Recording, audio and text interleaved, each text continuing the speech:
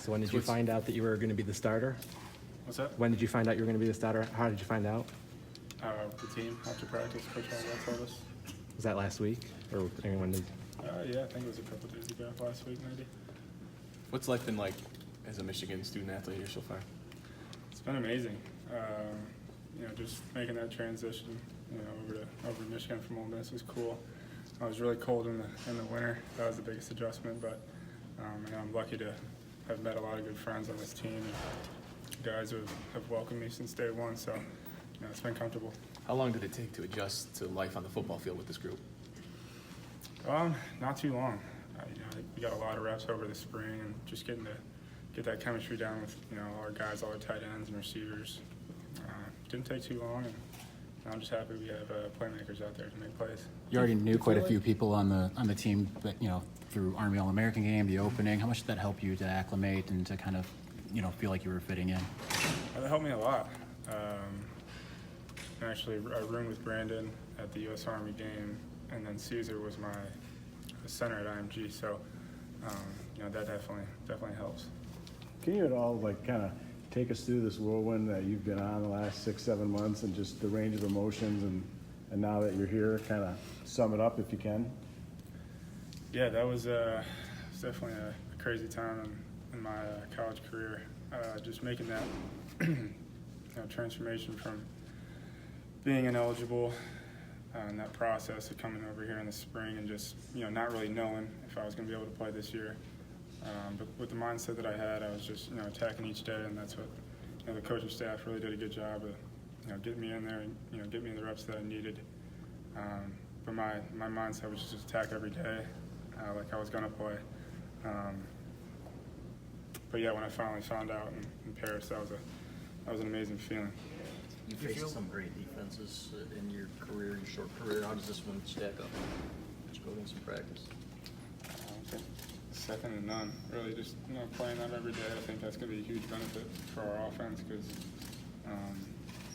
you never know, how teams will play us. But as far as from like a talent and scheme standpoint, coaching staff, I don't think we could get better prepared than we already are. Did you ever not think you'd be the starter? If you have that mindset, you probably won't be. I just always have that mindset that, I'm just coming here to work and start being the starter, expect nothing less, with myself. A great group of guys in there. We're all learning from each other every single day, getting each other, better. I enjoy learning from Coach Pep and Coach Harbaugh and McElwain, just gaining knowledge from each other. But as far as that goes, if you don't prepare or, expect to be the starter, then you probably shouldn't be playing this game. What's the ceiling for this team? Ultimately with the defense that we have and the special teams that we have and the coaching staff and the playmakers, offensively, we just got to manage games and put the ball in the end zone. I think nobody's expectations will be bigger than ours. Sure.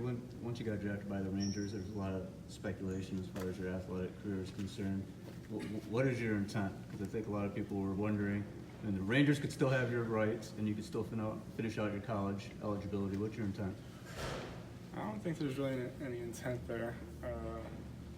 I'm 100% football right now. I'm focused on the University of Michigan and playing for this team and doing my part. And I just think it was cool. Really played a lot in high school, and I enjoyed baseball. And kind of always thought that's what I was going to play when I was about 12 or 13. But when football kind of took off, that's my main goal. What was your experience like in Round Rock? It was amazing. Leaving that clubhouse, I kind of felt down a little bit.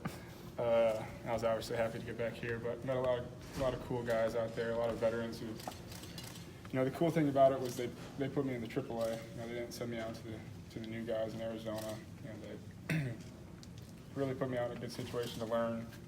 Guys who played 10 and 15 years in the MLB, just to be around and see the day-to-day grind that they go through. It was really awesome to see. Shea, you've had 15 practices in spring. You've had all this through camp. How much of this has been learning new concepts and schemes versus stuff you already know or familiar with? we put in new stuff every single day. We go out there and practice and execute it until it's perfect. So, I think with the practice hours that we, and the time that we put up here, it really helps me a lot, especially in the film room with Coach Pat.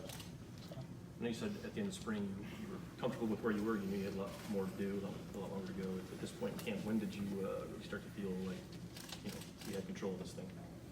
I think actually right after spring ball, I really got in the film room, got in the playbook. Obviously, I did, but that's a lot going on the go a month before spring ball started.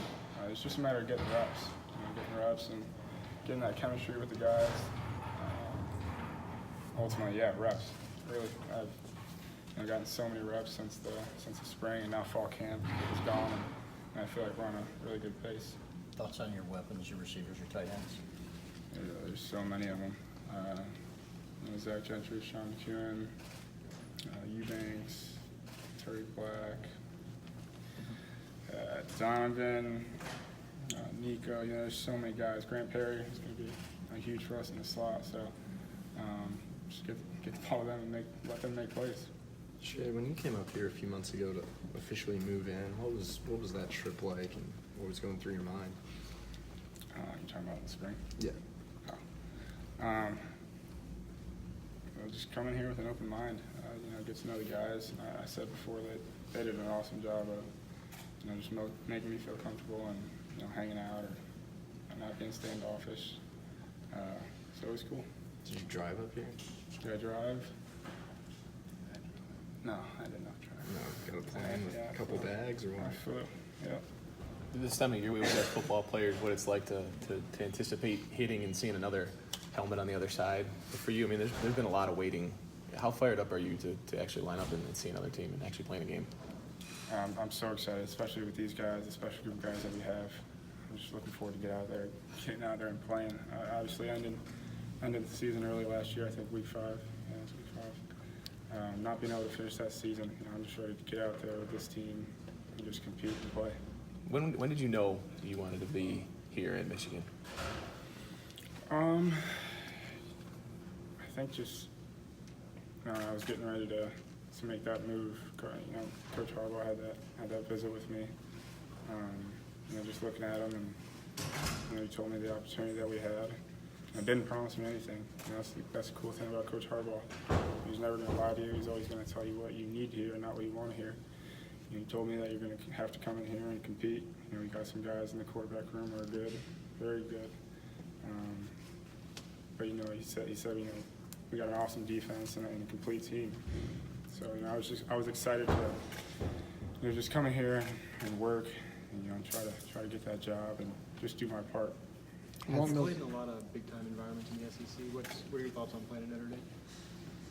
I've been there a few times.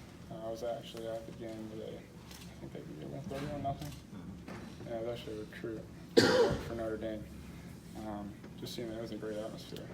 Obviously, they have an awesome tradition there, so I'm pumped to go out there. With all you went through, how do you look at it now? Like, is it kind of one of those things that didn't break me, made me stronger, kind of everything for a reason kind of deal? What's your mindset on where you're at now with what you've been through?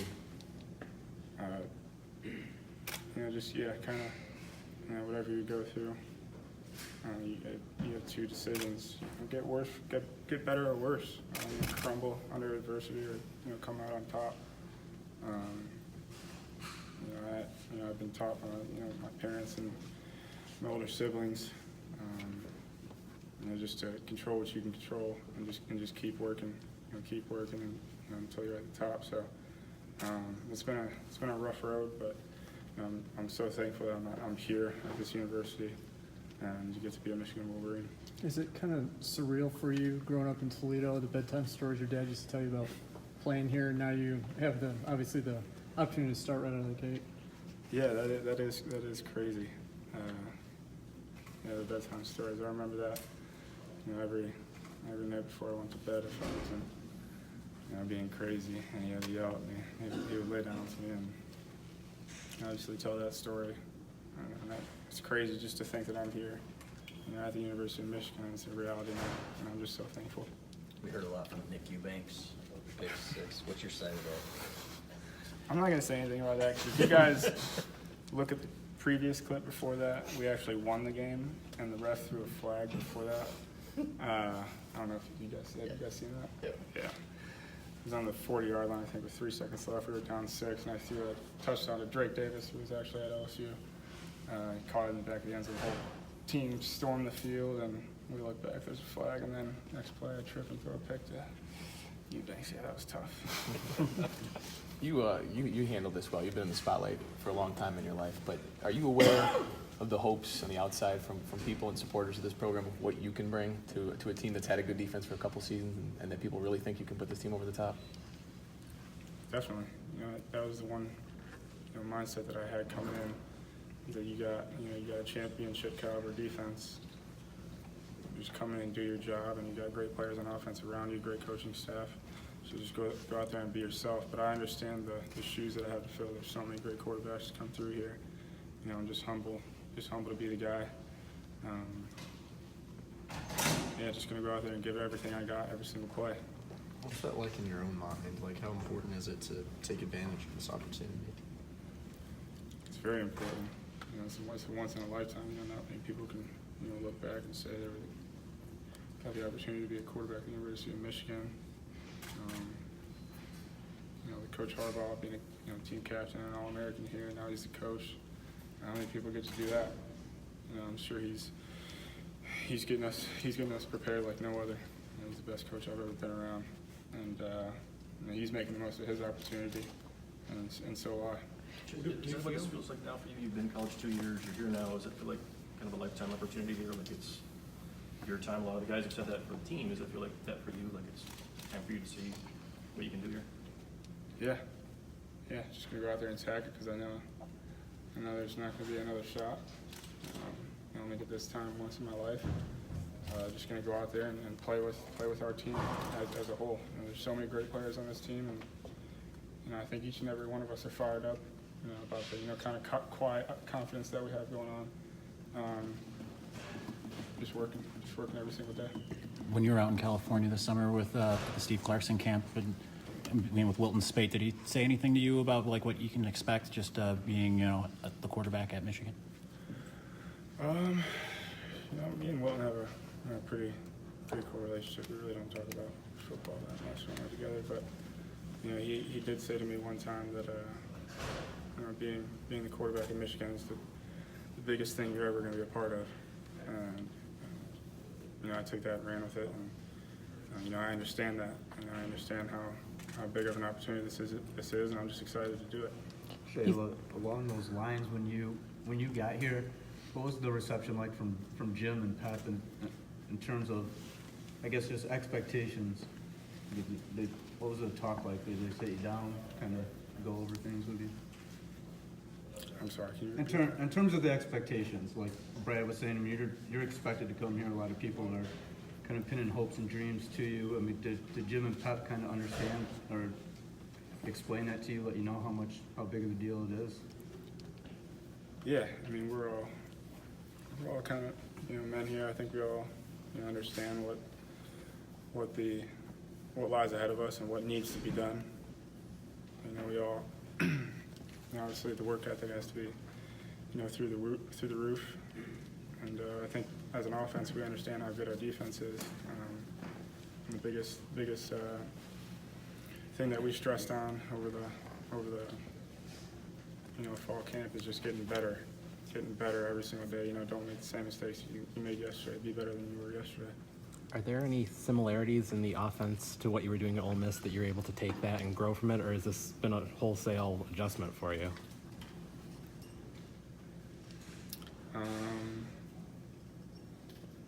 It's gonna be a little bit of everything. I'm adjusting really well. The other players have talked about tweaks in the offense. How much of that is because of you, do you think?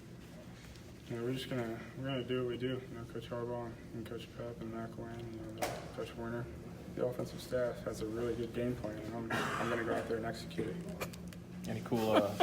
You've been around, haven't you? Any cool stories? You talk about the shoes you have to fill. Any of the Michigan quarterbacks that have played here, Tom Brady, and the guys in the NFL, reach out to you at all?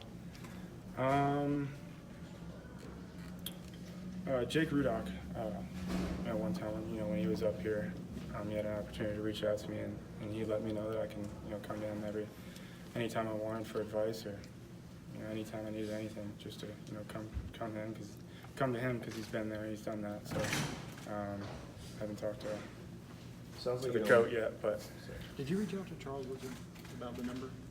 yeah, I actually did. My dad coached him in high school in basketball, and he's actually a really good basketball player. So my dad gave me his number, and I thought just out of respect for possibly the best player to ever live, come through Michigan, just to see if it was okay to wear his number.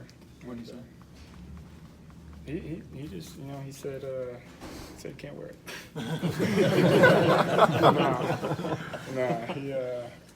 He said just wear that number with pride, and if you're gonna wear it, you know what you're wearing it for. You gotta be, a leader, and you gotta show the guys how hard you work, and wear it with pride.